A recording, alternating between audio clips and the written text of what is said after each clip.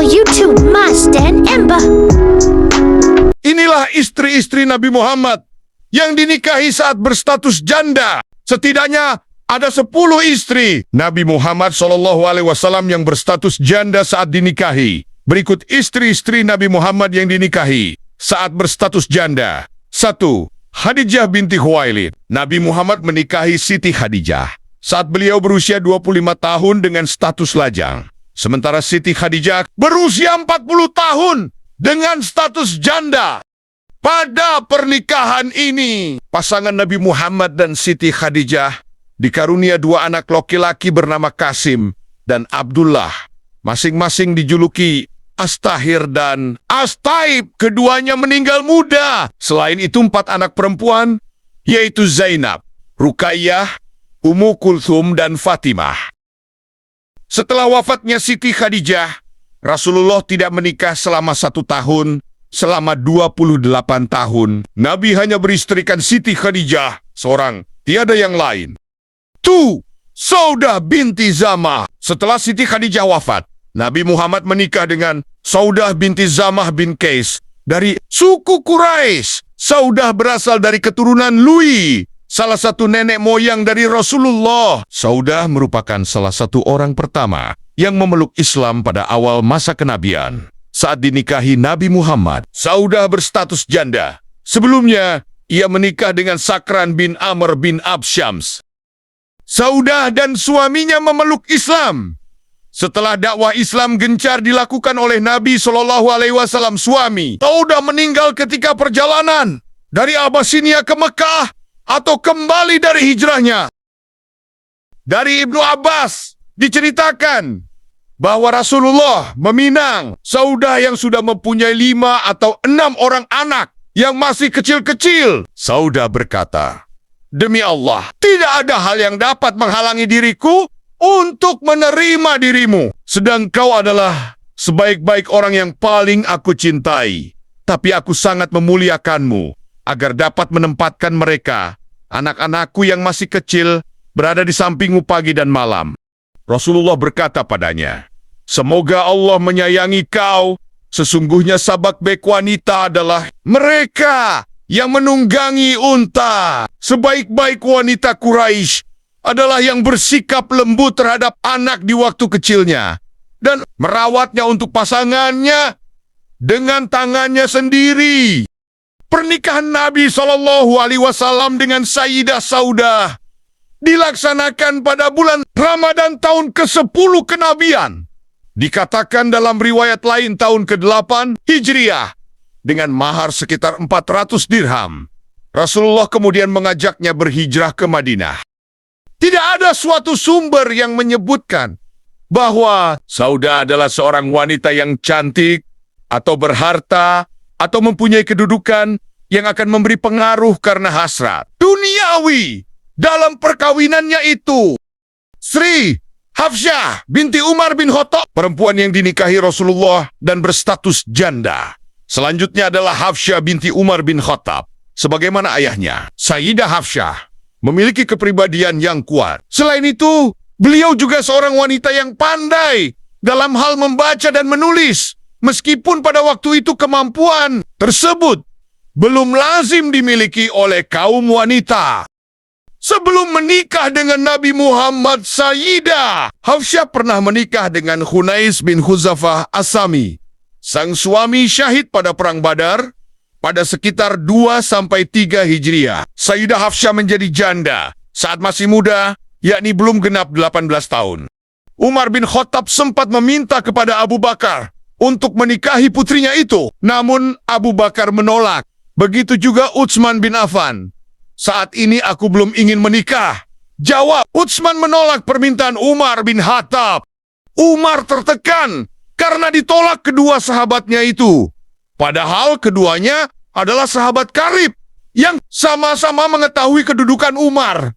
Oleh karena itu, Umar merasa sedih dan terpukul.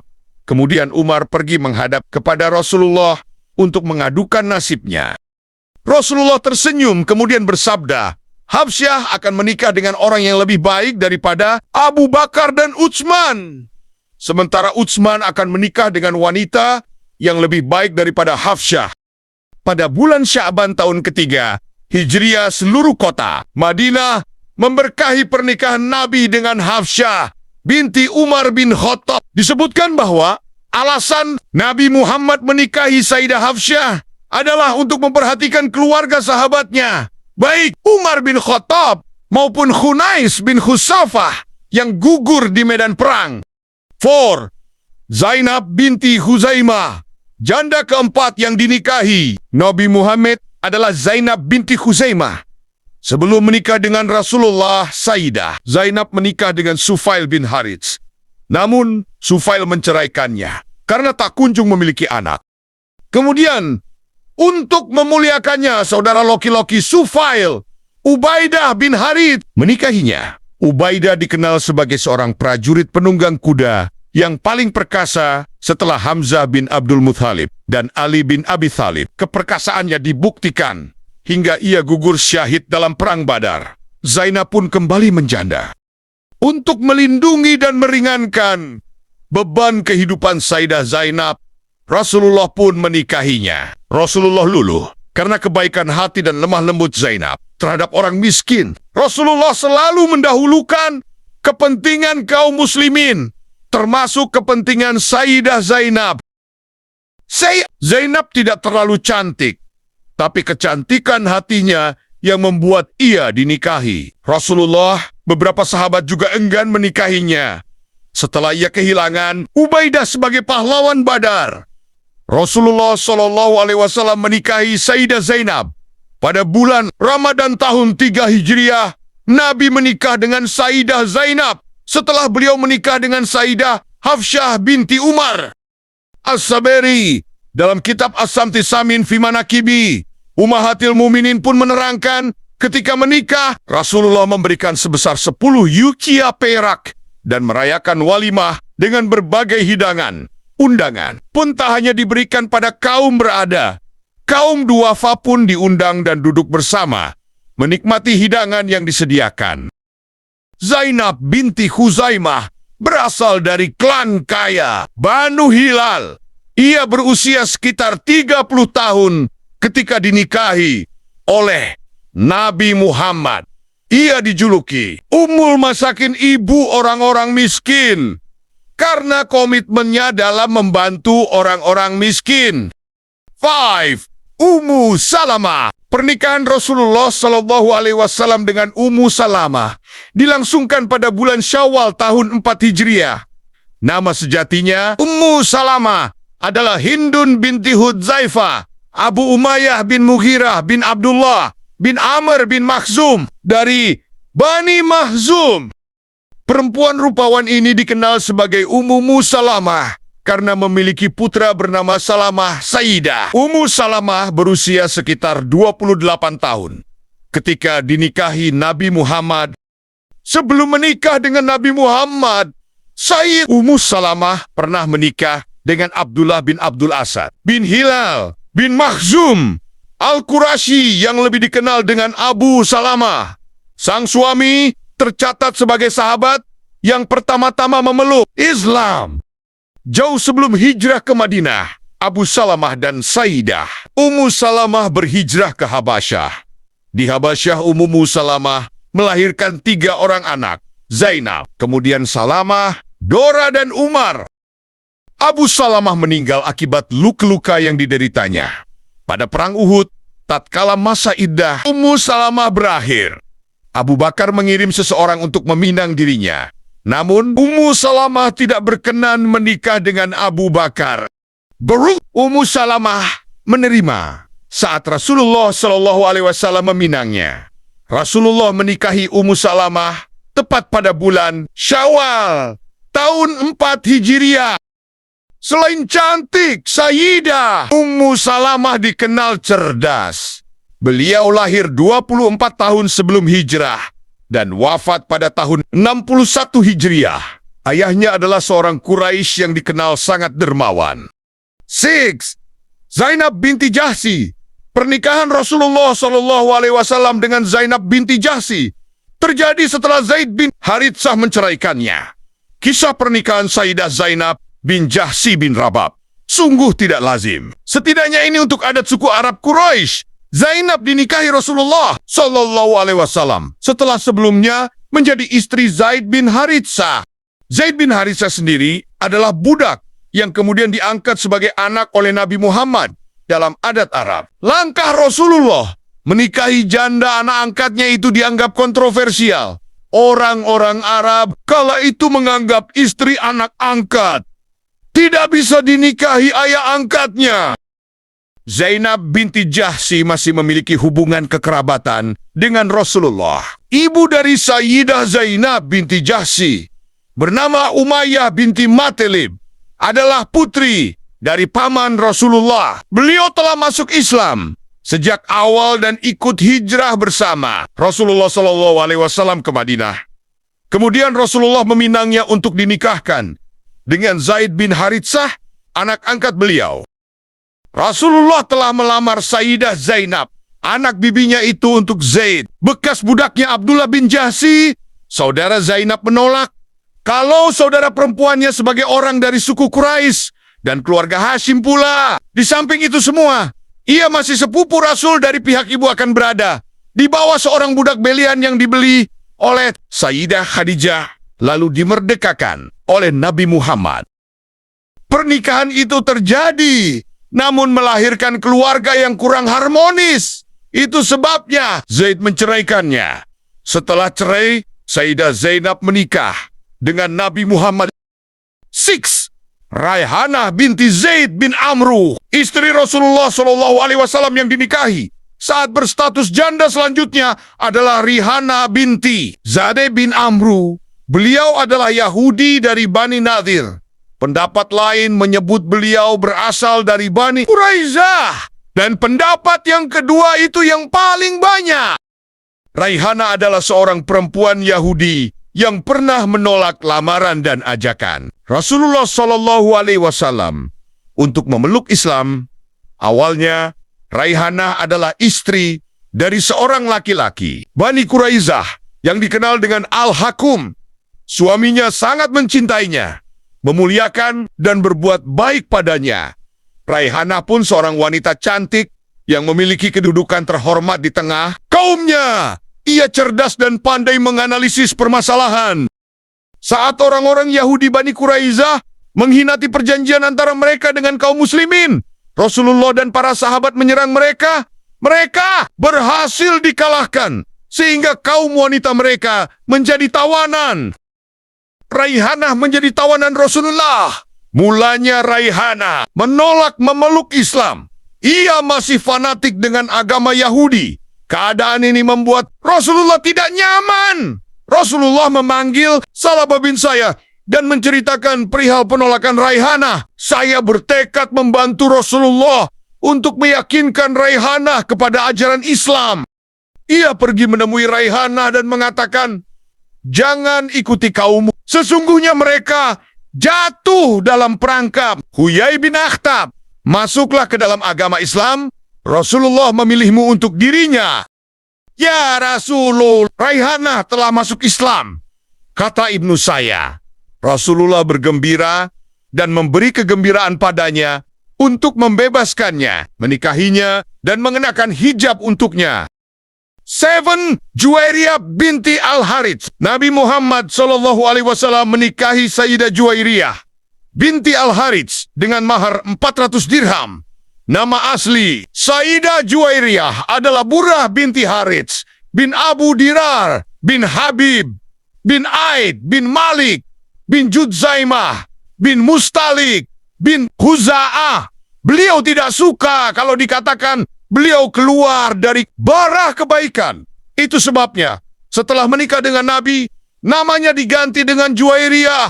Ayahnya Al-Harits adalah pemimpin Bani Mustalik. Sebelumnya, Sayyidah Juwairiyah adalah istri Musafi bin Safwan. Beliau kaum ningrat nan cantik, baik hati, dan luas ilmunya. Lelaki manapun yang memandangnya bakal jatuh cinta, ujar Sayyidah Aisyah. Kisah Sayyidah Juwairiyah sampai ke pintu rumah Rasulullah tidak lepas dari permusuhan Bani Mustalik kepada Islam. Harits bin Abu Dahiror yang menyembah berhala hendak menghalangi dakwah Rasulullah Shallallahu Alaihi Wasallam di Madinah. Mendengar Bani Mustalik siap mengangkat senjata, Rasulullah memerintahkan para sahabatnya untuk siap berjihad. Rasulullah menjadi panglima dalam perang Mustalik ini. Kedua pasukan bertemu di daerah Muraisi. Bersama pasukan Muhajirin dan Ansyar, Rasulullah Shallallahu Alaihi Wasallam berhasil mengalahkan Bani Mustalik. Suami Juwairiyah, Musafi bin Syafwan, terbunuh dalam perang ini. Karena kalah perang, harta dan wanita Bani Mustalik, termasuk Sayyidah Juwairiyah, menjadi tawanan kaum muslimin. Janda Musafi ini diserahkan kepada Sabit bin Qais bin Syamas karena Juwairiyah termasuk pemuka kaumnya. Ia merasakan kesedihan dan beban yang luar biasa akibat kekalahan. Bani Mustalik, suaminya terbunuh. Ayahnya melarikan diri, dan kini dia beserta kaumnya menjadi tawanan kaum muslimin. Beliau pun ingin menebus dirinya agar bebas, karena dirinya adalah seorang tokoh dari kaumnya. Namun, ia tak memiliki apapun yang bisa digunakan untuk menebus dirinya. Ia datang menemui Rasulullah dengan maksud meminta tolong kepada beliau untuk membebaskan dirinya. Aisyah mengatakan, "Demi Allah, tatkala aku melihat ia berdiri di depan pintu rumahku, aku tidak menyukai hal itu, karena aku tahu Rasulullah akan melihat apa yang aku lihat." Juwairiyah berkata, "Hai Rasulullah, aku memiliki masalah yang telah Anda ketahui. Aku ingin membebaskan diriku, dan aku datang kepadamu agar kau menolongku." Rasulullah menanggapi, "Atau kau ingin yang lebih baik dari itu?" "Apa itu, Rasulullah?" tanya Juwairiyah. Rasulullah berkata, "Aku menikahimu dan kutunaikan pembebasanmu." Juwairiyah menjawab, "Tentu mau." Nabi menjawab, "Aku telah melakukannya." Menurut Aisyah, kabar ini pun tersebar di tengah kaum muslimin. Mereka berkata, "Tawanan kita ini ipar-ipar Rasulullah." Mereka pun membebaskan semua tawanan. Bani Mustalik, tawanan yang dibebaskan karena pernikahan Juwairiyah ini, berjumlah 100 orang. Bani Mustalik, "Aku tidak mengetahui wanita yang paling besar berkahnya terhadap kaumnya dibanding Juwairiyah," ujar Sayyidah Aisyah. Setelah menjadi Ummahatul Mukminin Sayyidah Juwairiyah banyak menghabiskan waktunya dengan ibadah dan mendekatkan diri kepada Allah Subhanahu wa Ta'ala. Sayyidah Juwairiyah dikenal dengan sahabiah yang ahli solat. Ummu Habib, sedangkan pernikahan Nabi Muhammad dengan Ummu Habibah dilakukan dari jarak jauh. Nabi Muhammad di Madinah, sedangkan Ummu Habibah di Habasyah. Pernikahan ini dilakukan setelah suami Ummu Habibah meninggal dunia. Ummu Habibah bernama asli Ramlah binti Abu Sufyan Syakhr bin Harb bin Umayyah bin Abdusi Syams bin Abdul Manaf Al-Umayyah. Beliau dilahirkan 25 tahun sebelum hijrah dan wafat pada tahun 44 Hijriah. Ibunya adalah Syafiyah binti Abi Alash bin Umayyah. Sang ibu merupakan bibi dari Khalifah Utsman bin Affan. Beliau adalah pemeluk Islam generasi pertama, padahal beliau adalah putri dari tokoh besar Mekah dan pemimpinnya, Abu Sufyan bin Harb. Bapaknya, Abu Sufyan, sangat marah ketika mengetahui putrinya masuk Islam. Itu sebabnya beliau berhijrah bersama sang suami. Mereka menempuh perjalanan jauh dan melelahkan menuju Afrika dan jauh di sana. Hijrah ke Habasyah. Beratnya hijrah semakin terasa lagi, karena saat itu ia tengah mengandung. Di Habasyah, beliau melahirkan seorang anak yang bernama Habibah. Maka sejak itu, beliau dipanggil Ummu Habibah. Saat di Habasyah itu, sang suami seringkali berdiskusi masalah agama dan ketuhanan dengan kaum Nasrani. Dalam perjalanannya, sang suami justru murtad dan memeluk Nasrani. Tentu saja hal ini menjadi musibah besar bagi Ummu Habibah. Ia berada di perantauan, negeri asing nun jauh dari sanak saudara. Kalau pulang ke kampung halaman, Mekah, ia berada dalam ancaman. Ayahnya tak menerima keislamannya. Beliau benar-benar sebatang kara. Setelah suaminya murtad, tapi ia tetap teguh dengan keislamannya. Setelah usai masa idahnya, datang seorang utusan An-Najasyi di depan pintu, meminta izin bertemu. Ternyata itu adalah budak perempuan miliknya yang namanya Abrah. Dialah yang mengurusi pakaian An-Najasyi dan meminyaki dirinya. Ummu Habibah bercerita, utusan itu berkata, Raja berpesan untukmu. Sesungguhnya Rasulullah Sallallahu Alaihi Wasallam menulis surat padaku untuk menikahkanmu dengannya. Allah memberimu kabar gembira yang begitu baik. Sambung budak itu. Ia melanjutkan, Raja berkata padamu, tunjuk orang yang mewakilimu untuk menikahkanmu. Ummu Habibah mengirim Khalid bin Said bin Alash. Ia mewakilkan dirinya dengan Khalid. Kemudian ia memberi Abrahah 2 gelang perak dan 2 perhiasan yang dikenakan di kaki, dan juga cincin perak itu disematkan di jari kakinya. Hal itu sebagai bentuk syukur atas kabar gembira yang ia bawa. Nabi Shallallahu Alaihi Wasallam menikahi Ummu Habibah pada tahun ke-7 Hijriah. Beliau menikahinya karena memuliakannya dan meneguhkan agamanya. Jadilah Ummu Habibah adalah wanita satu-satunya yang menikah dengan Rasulullah dari jarak jauh. Rasulullah di Madinah, sedangkan beliau berada di Habasyah, Afrika. 9. Syafi'ah binti Huyai. Selanjutnya, pernikahan Rasulullah dengan Sayyidah Syafi'ah binti Huyai. Sayyidah Syafi'ah pernah menikah dengan Salam ibnu Abi Hakik, kemudian dengan Kinanah ibnu Abi Al-Hakik, penguasa benteng Al-Kumus, benteng yang paling megah di Kabar. Keduanya adalah kesatria dan penyair terbaik dari kaumnya. Kala itu, penyair menempati posisi mulia. Mereka terhitung sebagai cerdik cendekia. Sayyidah Syafi'ah binti Huyai bin Akhtab adalah bangsawan Bani Nadir, keturunan Nabi Harun. Maknanya, jika ditarik garis nasabnya, Nabi Musa terhitung sebagai pamannya. Rasulullah pernah mengatakan padanya, sesungguhnya engkau adalah putri seorang nabi. Pamanmu pun seorang nabi, dan engkau dalam naungan seorang nabi. Bagaimana kau tidak bangga dengan hal itu?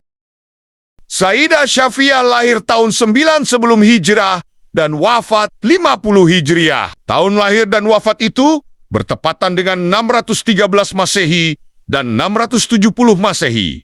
Ayah Sayyidah Syafi'ah, Huyai bin Akhtab, adalah tokoh Yahudi sekaligus ulama mereka. Sang ayah tahu bahwa Muhammad bin Abdullah adalah seorang nabi akhir zaman. Ia tahu persis sejak kali pertama kaki nabi yang mulia menjejak tanah Yatsrib, nama Madinah di masa lalu. Namun ia sombong dan menolak kebenaran. Karena apa? Karena nabi itu berasal dari Arab, bukan dari anak turunan Israel Nabi Yakub. 10. Maimunah binti Al-Harits. Selanjutnya, pernikahan Maimunah binti Al-Harits. Nama lengkapnya adalah Bara binti Al-Harits bin Hazm bin Bujair bin Hazm bin Rabi'ah bin Abdullah bin Hilal bin Amir bin Syasha'ah, dan dikenal dengan Maimunah ibunya bernama Hindun binti Aus bin Zubai bin Harits bin Hamadzah bin Jars. Dalam keluarganya, Sayyidah Maimunah termasuk dalam 3 bersaudara yang memeluk Islam. Sayyidah Maimunah dilahirkan 6 tahun sebelum masa kenabian, sehingga dia mengetahui saat-saat orang-orang hijrah ke Madinah. Dia banyak terpengaruh oleh peristiwa hijrah tersebut, dan juga banyak dipengaruhi kakak perempuannya, Ummu Mufadah, yang telah lebih dahulu memeluk Islam, namun dia menyembunyikan keislamannya karena merasa bahwa lingkungannya tidak mendukung.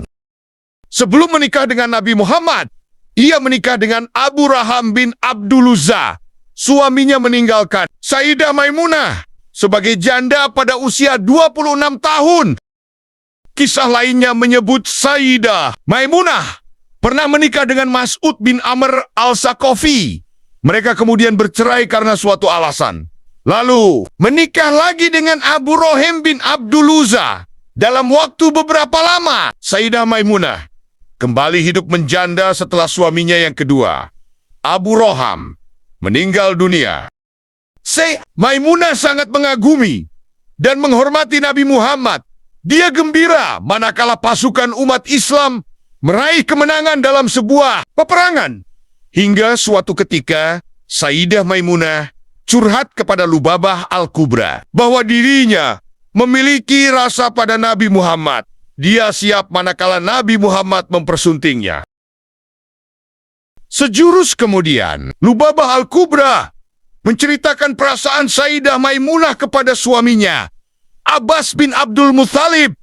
Lalu, Abbas meneruskan informasi itu kepada Nabi Muhammad. Gayung pun bersambut. Nabi kemudian meminta sepupunya, Ja'far bin Abi Thalib, untuk melamar Sayyidah Maimunah.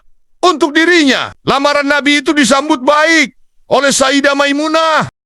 Sayyidah Maimunah berusia 26 tahun ketika dinikahi Nabi Muhammad. Kejadian ini terjadi pada bulan Syawal tahun 7 Hijriah ketika Nabi Muhammad tengah mengerjakan umrah Al-Qada. Itulah istri-istri Nabi Muhammad yang dinikahi saat berstatus janda. Terima kasih sudah menonton.